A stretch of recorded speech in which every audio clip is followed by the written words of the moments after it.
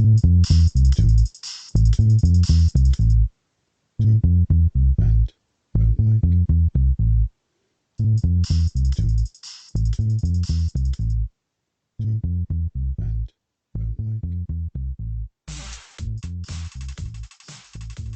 All right, I'm going to do some little introduction. All right. Yeah, you ready for it?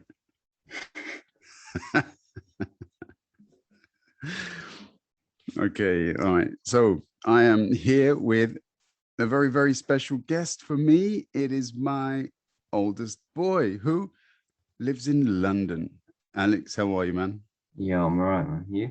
Yeah, not bad. You're bad. You're one of the few guests I think I've had on this little program of mine who's probably got a deeper voice than I do. Yeah. Anyway, how's it going in London? Yeah, it's all right. I mean, not much going on really. Lockdown's been lifted, so it's good. Yeah. Okay. All right. Diet really. Yeah. Well, I mean, there's a bit more going on than that. I mean, a couple of weeks ago, you actually had Corona, and it wasn't good, was it? No, it's not great. That's for sure. It's worse than you expect. So especially when you've got most of the symptoms, it's not fun. Mm. But luckily, it wasn't of that, extremely, how can I say, as in the sort that affected your breathing and lungs. So luckily, that wasn't the case. You didn't have to go to hospital. So yeah, a big sigh of relief from all of us here in Berlin when you said that you had recovered and and you were better. But definitely, yeah, if there's anything that's going to motivate you to wear a mask in public, I think that's probably it, right? Yeah, probably. No, well, there you go. Okay, all right. So, just for the purposes of anybody listening who doesn't actually know you, do you want to tell me a bit about? tell your dad about who you are. Well, as you said in the intro, my name's Alex. I'm I don't know, a teenager going through my GCSEs. Mm. And I'm quite a lover of sports, especially football. And yeah, that's about it really. Okay. Well, there's also, I mean, movies, TV series, Yeah. games. You've got a variety of interests, which we'll sort of jump into bit by bit. First of all, school. So as you said, you're in the middle of your GCSEs, and last week, I think the previous year's students got their results, and by all accounts, the results were very good, weren't they? I mean, did you hear much about this? Not really. I heard that most people were like got off lucky with results, and there was like people getting their scores bumped up, or I don't know, they brought the grade boundaries lower or something because of COVID. And but I don't really look into it much. I don't want to worry myself too much. That's fair enough. Okay. But I mean, unlike in like, at least I can say Berlin, where your little brother has just sort of gone back to school this week, you've been basically at school more or less throughout the entire period, haven't you? Yeah, pretty much. Yeah. So you haven't really had to suffer in the same way of as a lot of other people your age have, in that you've been there, you've seen, friends, as it were. Yeah, you've been able to get on with your work. Do you think that's a bit of an advantage to you? Um, Maybe. I mean, because I was there like when other people weren't, and they were isolating and stuff. And I mean, it obviously benefits you, but I don't think it's not as good as when you're in a classroom with everyone and the teachers can focus on everyone. So it's definitely a benefit, but it's not too much. Okay, so you're definitely not falling into uh, the overconfidence trap, as it were. So you know that you've still got a lot to do, and it's nothing is settled as yet. There you go. See, fatherly counsel there coming coming your way. I don't get to do that very often either. Okay. Anyway, um, yeah, and subjects wise, obviously, okay, as you said, you love sports, but in addition to that, what you've told me that you really like history, right? Yes, it's it's interesting learning about the past and how we've evolved and come to where we are now, and all the problems we've been through. Mm. Yeah, I think and yeah, go on. I, I was just gonna say I think it's it's very interesting to hear about things that you haven't experienced or that things that you are very lucky to not experience. Mm. I mean, we're seeing some of that in the news, aren't we? I mean, even now, with what's going on in Afghanistan and in Yeah.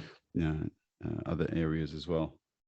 It really does make you feel how it should be a reminder of how privileged we are living in Europe, where we've grown up in peace, at least in Europe on the whole. So we've definitely lived a very lucky generation. Those before us weren't as lucky, and we'll see what happens with those that come after. But yeah, now, history, you're right, Alex. I think history is brilliant. It's also interesting, isn't it? Some of the things that you learn with the official history, and then when you're in Berlin and we have our chats and we go through these various documentaries, and they have slightly different information. Um, and I think you told me once that you spoke with your history teacher about some of these things that we discussed. So what was the response to some of those questions? Well, as you'd know, we watched the documentary about um what it's called JFK JFK. 9/11. Yeah. Yeah. So I spoke about that with my history teacher, and he was, I guess, shocked in a way because he saw it in a complete different way to how we've been teaching it. Mm, And I mean, I would have loved him to actually implement that into our lessons, but I don't think that's what we're taught. So mm, he has to stick to the lessons and what we have to do. yeah. I listened to a BBC podcast last week about Bristol and some history teachers in Bristol who basically got together and rewrote the history book which related to the slave trade, because the coverage that was provided for previously was extremely limited. It didn't actually reveal much of the detail that was involved. It was very one-sided. Have you learnt about the slave trade? Have you touched on it? Because I think I remember them saying that it doesn't actually form a part of the GCSE material, does it? So it's covered, but it's not really covered in too much detail, is it? Um, yes, it's not part of the GCSE. It's we learn about it, I think, in year 8 very briefly, but that's something that I'm surprised about. There isn't much Black history or anything in the lessons, and it's disappointing because when we learned about it, it was quite interesting. But yeah, it's not part of the GCSE. Mm, yeah, it's a bit of a shame actually, because I think, I mean, I've seen, your friends at least in at some stages whenever I've been in London and picked you up from school or dropped you off, and you definitely have a very multicultural school.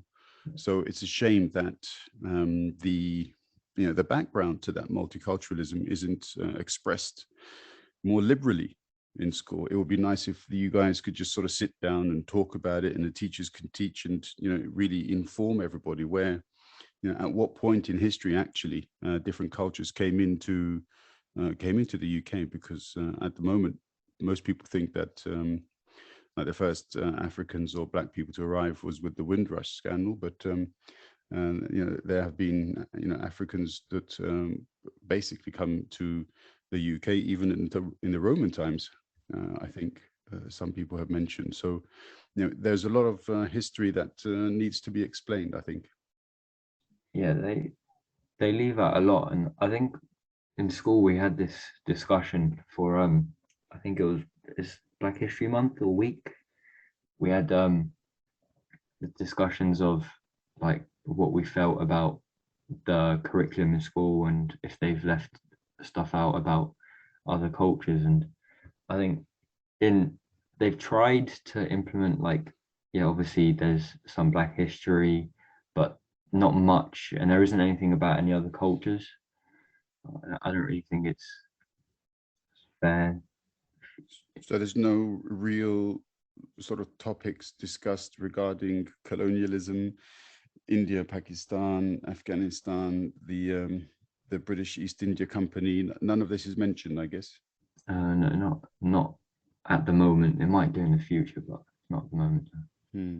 Okay, yeah, that's a shame because it's obviously it's a telling part of British history, and not many perspectives of that chapter are revealed in history lessons. Okay, all right. What other subjects are interesting for you? Um, Sociology is an interesting subject. Hard to it's hard to talk about specifically because there's a lot to it. There's a lot of different parts, but it's interesting and makes you look at society in a very different way. So, Do you feel that you can like empathize with people in society who are less, how should we say it, who are treated not as equals? So, for example, women, even to this day, are not treated equally. Non-binary genders are, very poorly represented in many parts of society. Homosexuals are not particularly well represented in society. I mean, do you feel that in 2021 this should really be different? um, yeah, I mean, everyone should be um, equal and should be accepted for who they are. I mean, we're all humans at the end of the day. But yeah, I mean, there you see things on social media about um, like people rising up and standing for certain things, like obviously gay pride and things like that, and other cultures, and obviously women's rights. Um, I think we're getting there to where it's slightly being equal, but I don't think we're quite there. There's obviously the people that are against all of it. So, Yeah, yeah. And do you think you'd be like involved in politics a bit when you're older, or do you at the age of 15, do you consider politics just to be a waste of time? no, I don't see it as a waste of time at all. I think I don't really read up on it much because I don't know, I don't tend to focus on it that much at the moment, but obviously it's a big part. It's important for our society. It decides a lot of things, but at the age of, I think at my age especially, I don't think it's a main topic to go into. Mm. And the age of voting is 18. Would you like that to be reduced to 16? I mean, would you like to be able to vote at the age of 16? I mean, it doesn't really bother me, I guess. I mean, it might, some people might decide to say that they should vote when they're younger, but I guess 18 is that age when you know, you've lived a while, you've like seen enough things on social media, and you've matured. I reckon that's probably the right age. You actually understand things more. Hmm. But I mean, at the age of 16, you could start smoking. You can become a parent, and yet they don't think you're allowed to vote. That's a bit of a contradiction, isn't it, with regards to responsibility, decision making, and so on. Yeah. See, the thing is, I don't really agree with the idea that you should be able to smoke at the age of 16, or be a parent at that age. I don't think you're independent enough to be a parent. I think you're very, at that age, you're very dependent on your own parents, and there's a lot of things going on at that age. I don't think anyone should be a parent at that age. That's why I think it's understandable that you're not allowed to vote until 18. Hmm. Interesting. Fair enough. Yeah, I'd have thought you'd love having that extra bit of responsibility, Alex, but no, okay, not to worry. Did you read any articles on this on the IPCC climate report last week that was published on Monday? Did you read about that? No, I haven't. No. No, sorry. No, well, just to give you a couple of highlights. Basically, they're saying that if between now and the end of this decade, so by 2030, um, the temperature rise hasn't been reduced to maintain or stay below 1.5 degrees increase, then we're going to be in a lot of trouble, basically. So we have to act now to stop the temperature increase going above that. And any individual grade above that temperature is going to be, a lot worse for us. So whereas before people kind of had the idea that we wouldn't face climate change until the 2100s, now there's a pretty good chance that you, when you come out of university, will find yourself in a world where the climate has considerably changed. How does that make you feel? Um, I've I've spoken about this a few times with a few mates. It comes up as a conversation every now and then. Um, it's quite scary thinking about how bad and how dramatic of a change it could cause, and it's very difficult to change how we are, and it will be very difficult to change what we do to help with climate change. So thinking about how it could be bad in, I don't know, 5 to 10 years is quite scary, because I don't really know what to expect. Hmm. I mean, you remember Interstellar? We've watched Yeah, that together a couple of times. Great movie. You remember how the planet was yeah. represented? Yeah. I mean, yeah, I'd like to think that's not going to happen in your lifetime. Um, but I mean, that's a possibility, isn't it, with climate change? I mean, we don't know exactly to what extent the climate's going to change. We don't know how, where. And another thing that we don't really know, and I think what's kind of taken the scientists by surprise a little bit, is that we tend to have this sort of two-dimensional focus. We look at one thing and we say, okay, if the temperature stays below this amount, then this will stay the same. This won't change too much, and that will stay the same, and that's okay. But we don't see the accumulative changes that happen in the background, because our ecosystem is so fragile in many ways that we don't understand. That sometimes just a 1% rise is enough, or 1 degree rise is enough. So the question is, there is a lot of unpredictability in this model. Do you feel a little bit angry to, like, my generation, or even the political generation before that, we basically, to use a phrase that you probably have heard a couple of times, that we've taken the piss a bit with the climate, and that you guys are going to face all of the brunt of that impact? I'm not angry. I mean, it's in um like, just it's how humans are. We find a new way of doing things, and we adapt that and keep on making it better and better in our eyes, and we don't see the consequences as much. I mean, for the people before us who started all of the whole, you know, problems with climate change, I mean, they wouldn't have known it could have come to this. So I'm not really angry, but you'd obviously think what it would be like if this hadn't occurred, and if we'd done things differently. And what if, for example, I told you that some of the big oil companies knew in the 1960s even of the potential tragic effects that what they were doing could have on the climate eventually. Would that not also make you feel a bit angry? You say, oh, okay, they weren't perhaps that innocent then, because Yeah, they did know in the 60s, I have to say. okay. Um, yeah, I think that knowing that would anger me a bit more, seeing as people are being very selfish just so that they can get their money and so that they can be wealthy and live their own special life without thinking about the way it could affect others. Mm. Yeah. Okay. All right. Yeah. It's unfortunate reality that we face, but yeah. Yeah. I wish it was the case that people were, yeah, accidentally, that they stumbled across this accidentally, that it just appeared on the horizon without them knowing.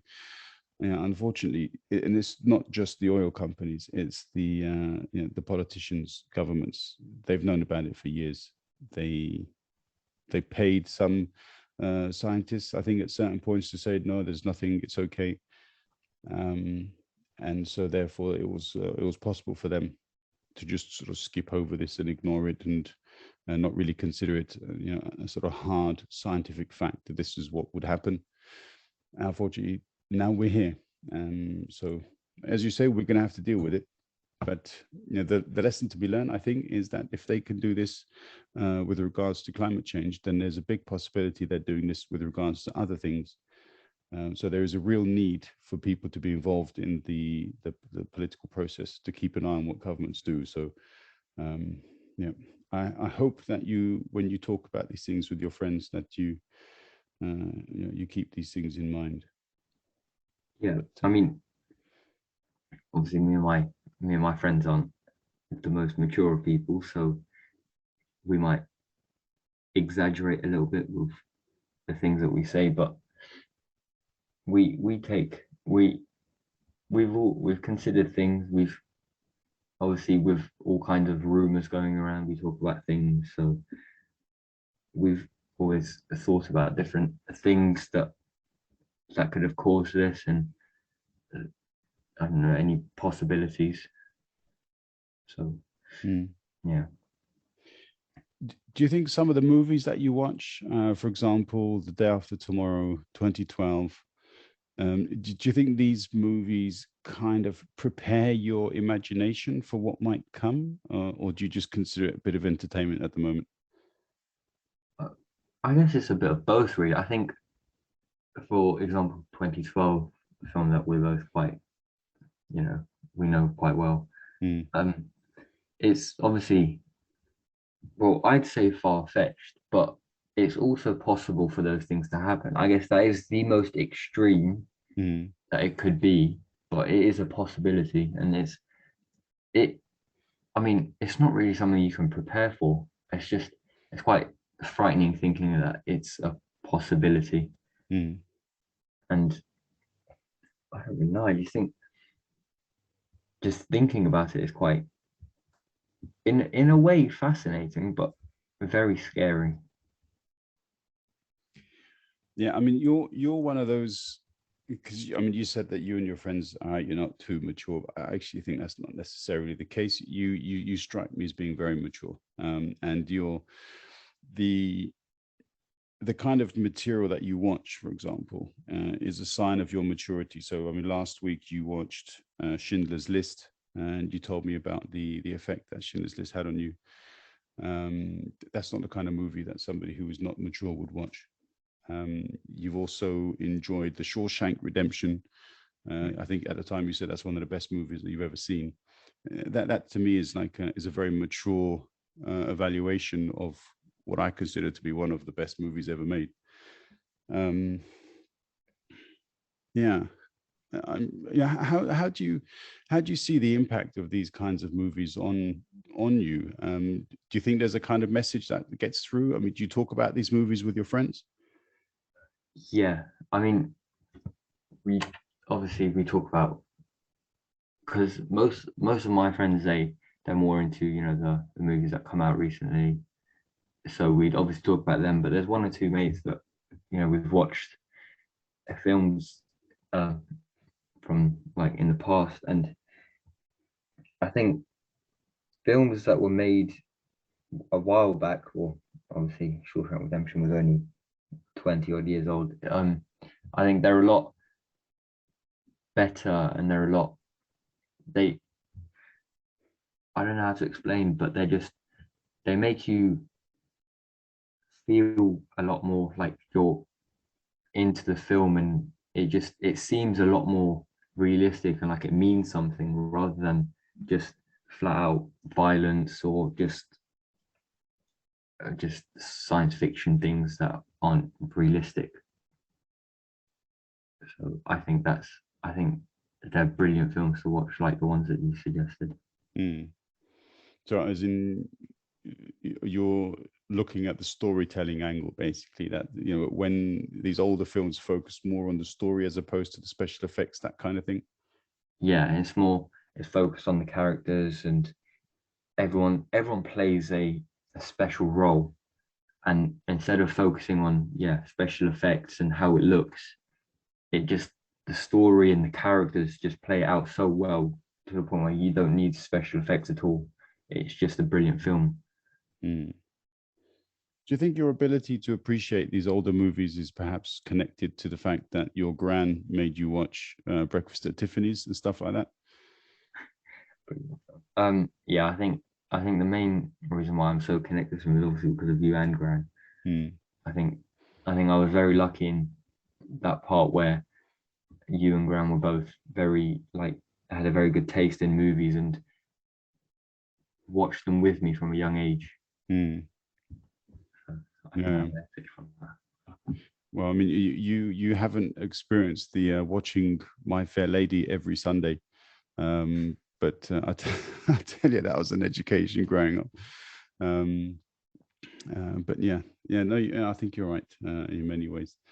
I mean, but I mean, if you were going to sort of sit down and talk with your mates, maybe on one occasion in the future, you can get a couple of your mates together and we can talk about some of these, some of the things that they look forward to. But um, if you were to pick one movie that you know of that's coming out in the next 6 months to a year or whatever, what are you looking forward to most? That's a tough question, seeing as there's so many films coming out. There's obviously the next phase of Marvel, so there's a lot of films there coming out. But I think the one that excites me the most, I guess, is probably Avatar 2, Hmm. because it's been what, 10 years since the first one came out, and in my opinion, that was one of them films where, yes, they have the good the good like, it's just, it looks good and all the effects are very good, but then the story as well and the characters are also brilliant. And I want to see if this next movie is gonna live up to the previous one or if it's gonna flop. So I think that's gonna be quite interesting. Mm. I mean, I think the first Avatar took everybody by surprise, really, because nobody knew what to expect. And then all of a sudden, there was this like epic movie. Wow, look at that. That's fantastic. And now, however, as you said, people have been waiting for 10 years. There's an expectation element, isn't there? So maybe people have to kind of temper their expectations. Otherwise, they're probably not going to enjoy it as much, um, which is always a possibility, isn't it, when you've waited so long? Yeah, I mean, obviously, loads of films have had their seconds come out and not be as good. Um, I can't really name any off the top of my head, but there's definitely quite a few. And I think, especially when the first one is so big, the second one really has to live up to the name and everything. But I feel like that also causes the producers and directors to try to go a bit over the top, which can cause the film to be quite bad. Mm. I Um, think Matrix is probably a good example, don't you think? that's a very good example. I mean, I started watching the second one and I gave up. I didn't think it was good at all Mm. compared to the first one. And Um, there's another Matrix coming out, isn't there? yeah, Matrix 4. Mm. With Neo. I think so. Yeah. And Trinity. Oh, I'm not sure. I'm gonna have to look up on that one, but I think so. Okay, interesting. Hmm. But I think another, well, not another few films that have gone down over the past years. I say Fast and Furious. Um, the first one being my favorite. Hmm. I think it was great because it focused on the story, it focused on the characters, how it's about cars, and then I think it got to what Fast Five, and then they did something crazy, and then every single film they had to do something to top the last one. I think it gets a bit ridiculous. But Do you think? Yeah, go on. uh, Sorry.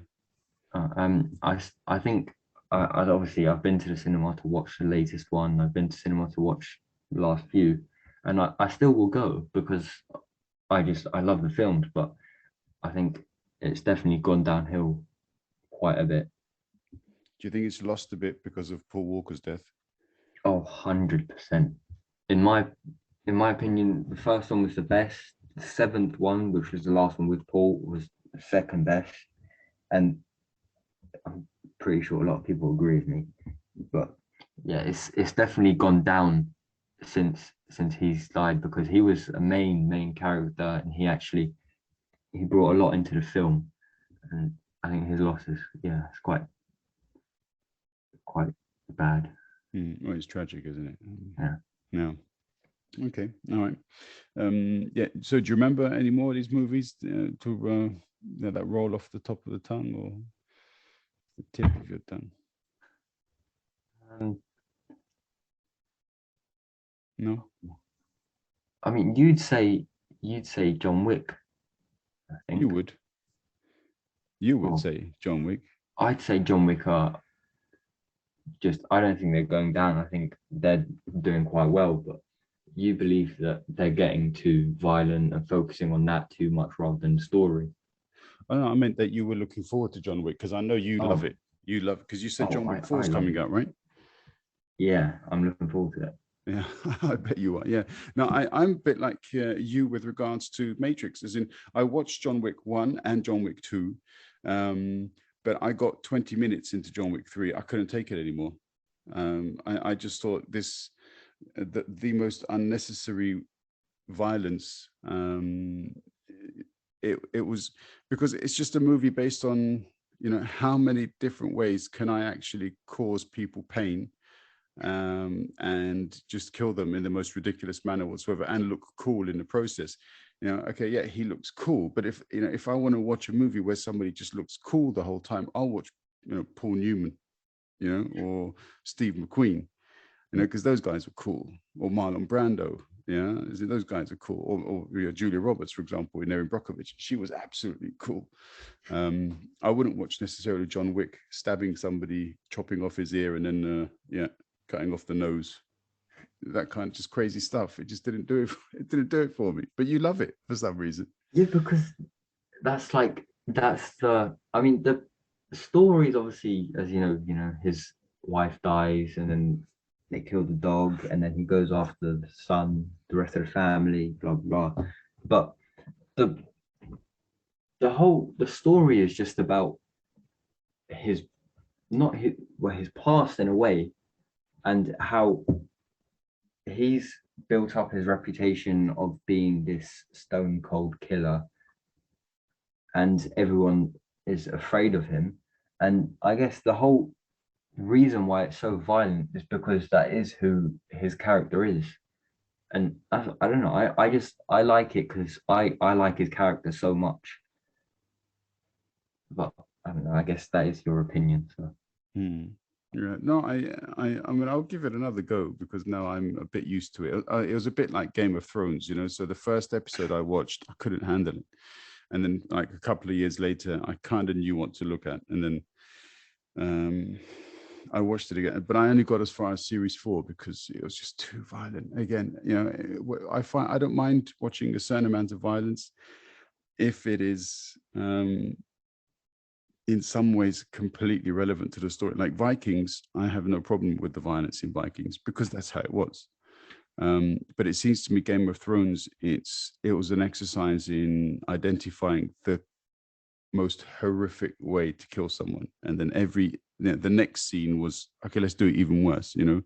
I remember watching a scene where this guy like beat somebody's head to a pulp with a shield, and then a few episodes later, it was like, oh, well, let's just squash his head with my hands and rip out his eyeballs and stuff. And I look at it and I think, do you know what? That's probably not entertainment anymore. That's like, nah, sorry. So I mean, I'm obviously that The Wheel of Time is that's my favorite story, and it's being produced now by Prime, and so in November they're going to release the first the first season, The Eye of the World, which I'm really looking forward to. I really hope they don't go down the same path of absolute chaotic violence, because that would be a real shame. But, Well, I've obviously got. I'm still watching Game of Thrones now. Um, I'm not really affected by violence. I don't know why.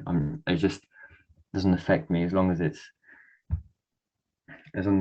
some good characters in there and a good story. I don't really mind. I'm watching it and I'm enjoying it a lot.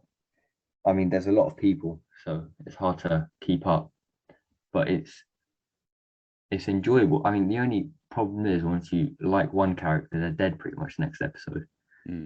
well, that's Game of Thrones, but Yeah. The Wheel of Time. I'm not going to do any spoilers, yeah. But The Wheel of Time, which was written years before Game of Thrones, just in case anybody thinks it's the other way around. At least Robert Jordan started writing The Wheel of Time years before the Game of Thrones was started. There isn't that level of character change, but there are lots and lots and lots of characters. So it'll be interesting to see how they produce that. So, but I hope that you're going to be up for watching it, because I'd like to talk to you about it. Yeah, I don't mind watching it. I mean, it'd be better to experience it for the first time with you, but yeah, well, maybe we can organize that. We'll see. But you're not going to read the 14 books, are you? That might be a push. Yeah. Well, if you come here for like 6 or 7 months of your life after college or whatever, I've got all the books sitting here waiting for you. You feel free. Yeah, mate, I might take a look at one or two. I don't know about 14. Yeah. I do. When I stopped smoking, that was my secret weapon. Every time I needed a cigarette, I read a few pages of The Wheel of Time. So that's a big influence and a big support in my process. Anyway, okay, all right. Now, I tend not to have these podcasts go on too long, but it would be remiss. A quick mention of the fact that you're a PS fan, I'm an Xbox fan. This is something that I think we're going to talk about in the next time that we come together. So, I think we can focus on football for now, because you're a Liverpool fan and I'm a Manchester United fan. We're not going to talk about the dynamic that involves when we come together to watch the game. But I think both of our teams have made a good start to the Premier League season. Do you think? I'm over the moon with my team start to the season. I'm not exactly happy to see 5-1 United and Bruno putting away 3 goals. Yeah, but okay, but yeah. I mean, I have to say, I think, and I'm trying to be objective here. I have a feeling, and I know that Manchester United played at home, and also the way Leeds play, it's sort of set up for a bigger team to be able to take advantage of the open space that they leave behind. Crystal Palace played at home, and they tried to play quite defensively against Liverpool. So obviously there is a big difference with regards to the tactics. I just had a feeling that Liverpool's midfield is a bit weak. How do you feel about that? To be honest, I agree to a certain extent. I think if Klopp was to play Fabinho, Thiago, and maybe Ox, or if you want to go more defensive, Henderson, I think he'll be okay. But I believe obviously as Henderson's getting old, Milner's getting old, and some players don't really play that well during games. I think it would have been nice to see a new signing come in. He was looking at, I think Renato Sanchez, which Mm. would have been a good signing.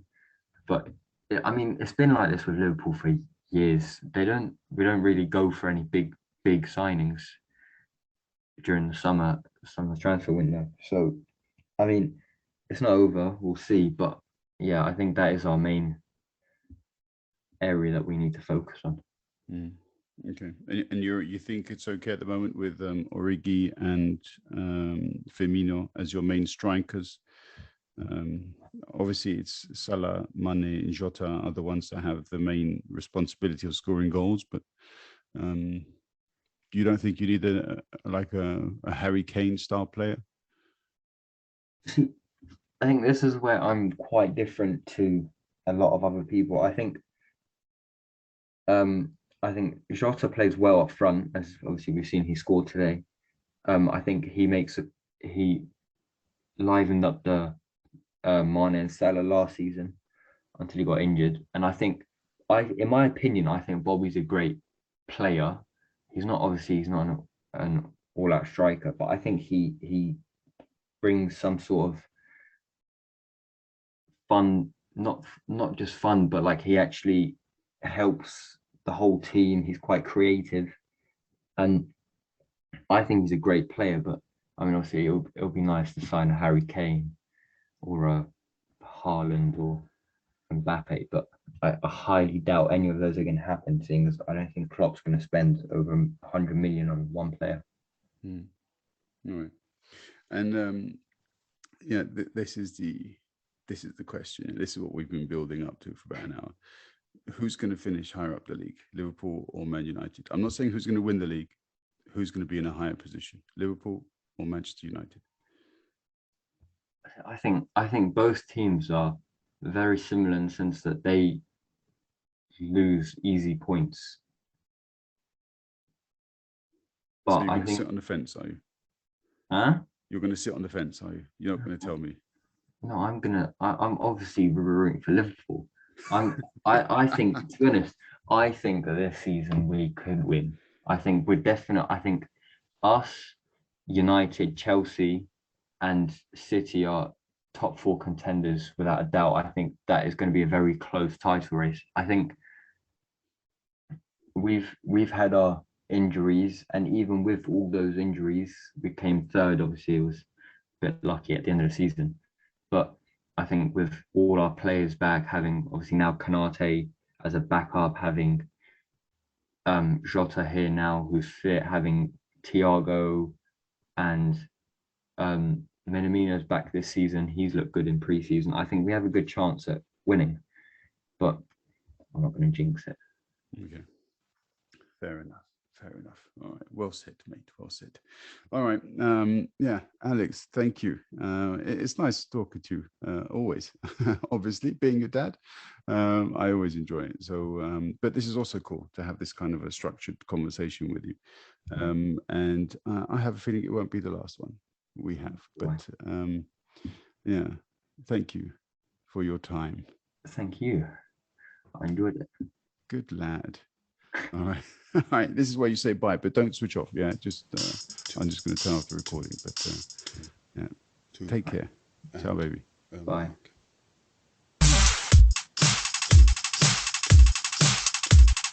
Two and